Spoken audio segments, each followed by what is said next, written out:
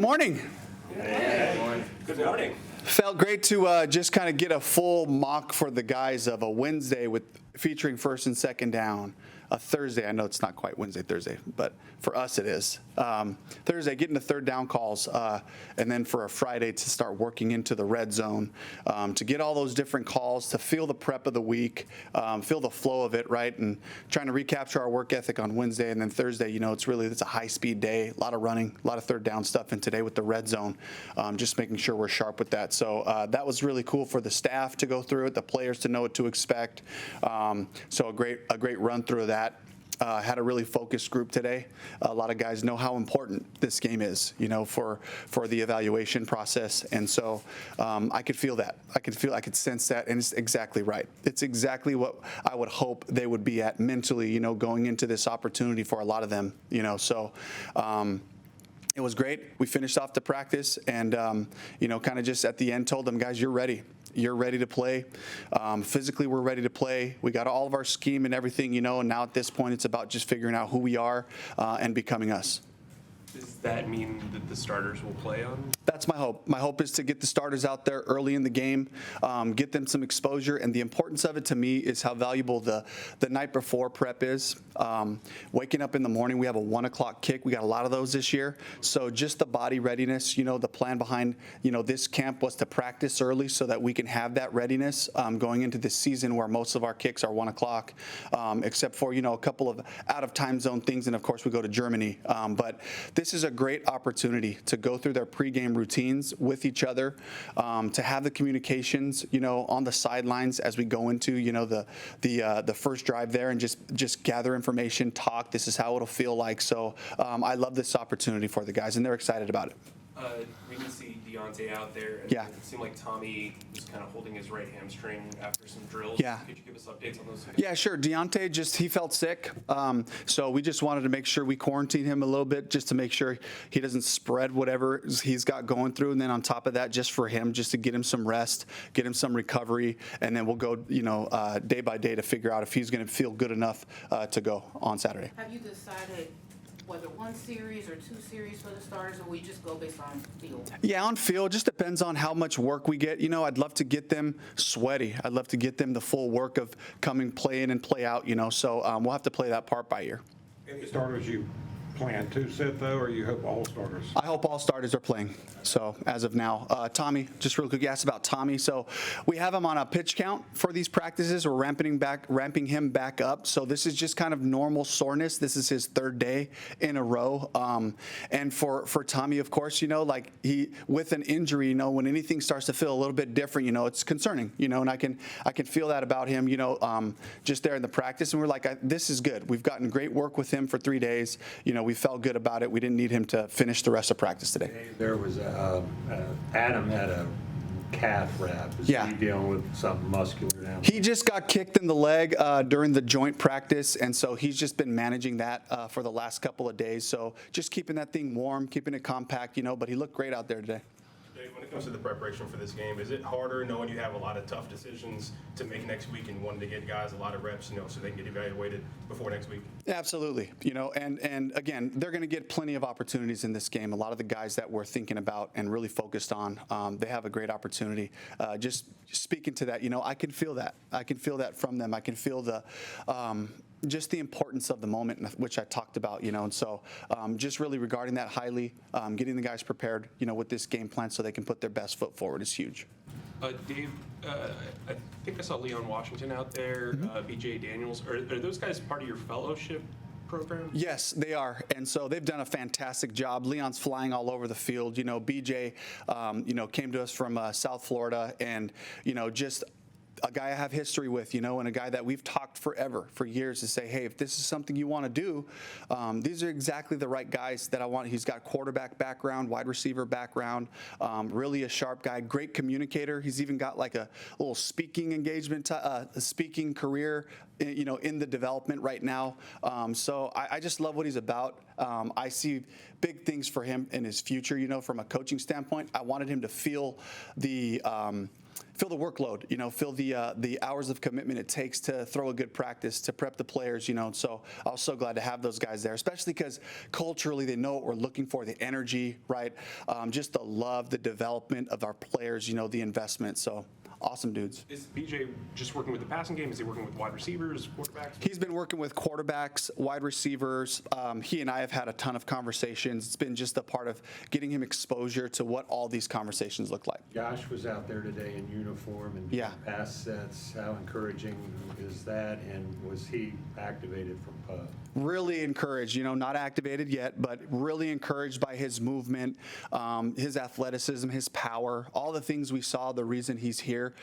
He looks like he's trending in the right direction, but again, it's like now it's a matter of volume, just continuing to push the volume of what he can handle.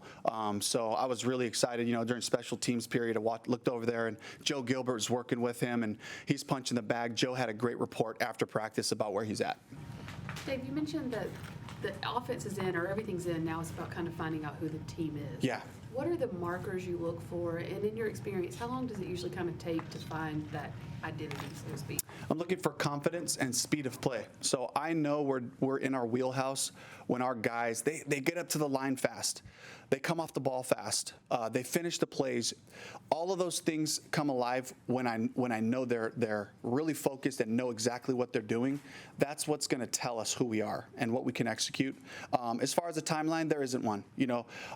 It's really just taking this process as we go, keeping our eyes and ears open to the different concepts on both sides of the ball, really that look like us. So really no timeline, but I know we will continue to build things progressively as we go throughout the season. Was this kind of your thought process all along to play starters in the last game, or did it just come up the last week? You felt they needed some work, or what? Honestly, it was really just about the grasp of the system, going back to that, talking about the confident play. And I was open to playing them in the first one. I was open to playing in the second one. We had that great week of work against the Jets, and we had a couple guys we knew we were going to get back this week. So it was like, why don't we wait another week to get a stronger group to put out there, But again, watching the practices, watching those first couple of games and seeing, okay, it feels like we have a great grasp of what we're doing now so that we can go out there and be confident. I didn't want to go out there and just kind of stumble around stuff as we're still figuring out our schemes and all that. Dave, do you expect Andy Dalton to get time tomorrow? I would hope so. I would hope so. Andy's the one that's outside of the other group, that's one we really do have to talk about tonight, talk about tomorrow, and really see what the smartest thing to do for the Panthers is in regards to Andy. I would love to see him play. I would love to see Andy, be able to, distribute the ball out there so we can really evaluate the wideouts, tight ends, the different positions out there. So, he'll be really probably a day-to-day decision there. Will it be more of a rep count for Bryce versus a series count? I don't know that. I certainly wouldn't shut him down in the middle of a drive that's going well. You'd love to just keep the momentum and just get the guys working. Getting tired and working is so important because that's where the focus is at a premium, So really looking to try to get them some good work. Xavier Woods back on the field today. Is he a guy that's also day-to-day as well? Yeah, day-to-day with Xavier. So glad to see him back in uniform, going through his individual period. He looks great. He's running close to his top speeds right now, so really hopeful for him. Obviously, you and Tracy work really tightly together, Yeah. have that history. How comfortable do you guys feel with this new kickoff situation going into this third preseason game, this kind of last dress rehearsal for that? As comfortable as you could right now, but again, the question mark is, what schemes are teams kind of holding back on from the preseason? Is everyone kind of just giving a vanilla kickoff coverage? People can move. They can move spots around, in your assignments. Gets harder to block those things, the returns, right? Are people setting up other returns, counters, reverses? Who knows? There's all kinds of cool things that can come out that can happen in this phase. So really going into it with feeling like we got a good base starting point, but also just excited to kind of see where it goes. Bless you. Bless you. Dave, what'd you think about the playlist out there today? Solid. Had a little alternative rock going, so good mix, for a Friday. Again, just like making sure that the guys have a little hand in it, a little involvement, so they take requests. And so for me, it's just like I always want things to be upbeat and rolling, like that. And so I was happy to hear a little, little mix. Players have input in the. Oh, absolutely. Yeah. Coaches? I think so. I haven't really, thrown any requests out there, but I'm pretty sure the coaches have, they had a green light to. So if they didn't know, they know now. They got a chance to affect the That's why playlist. we asked the question. Yeah. So we know there's a lot of Bob Marley. That's the Dave Canales. That's right. If you're hearing Hawaiian reggae, you're hearing, Bob Marley, and then the flip, my other side is if you're hearing, some good like David Guetta, Steve Aoki, Deoro, so a little something with a little more beat, to it, bringing up the tempo of it. So then it's coming from. That's part of my playlist. Yeah, thank you, Dave. Good. Thank you.